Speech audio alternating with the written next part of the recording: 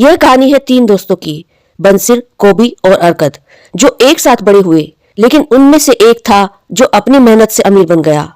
तो चलिए इस दिलचस्प और प्रेरणादायक यात्रा पर चलते हैं।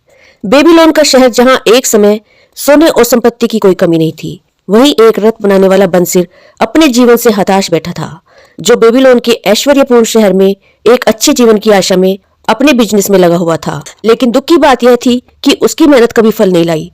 वह निराश था और अपनी खाली जेबों से हताश होकर बैठा हुआ था। उसकी मेहनत, उसके सपनों और उसकी इच्छाओं ने उसे कभी उस समृद्धि तक नहीं पहुंचाया जिसकी उसने कल्पना की थी। उसका दिल खाली था और उसकी जेब भी उतनी ही खाली थी। लेकिन क्या कोई केवल मेहनत करने से ही अमीर बन सकता है? क्या सिर्फ दिन रात काम करने से जीवन की सच्ची सफलता मिलती है? गर्मी से तपते हुए सूरज की किरणें उसकी पीठ पर पड़ रही थी, लेकिन उसका ध्यान कहीं और था। बेबीलोन का शहर का माहौल हमेशा शोरगुल और हलचल से भरा हुआ रहता था।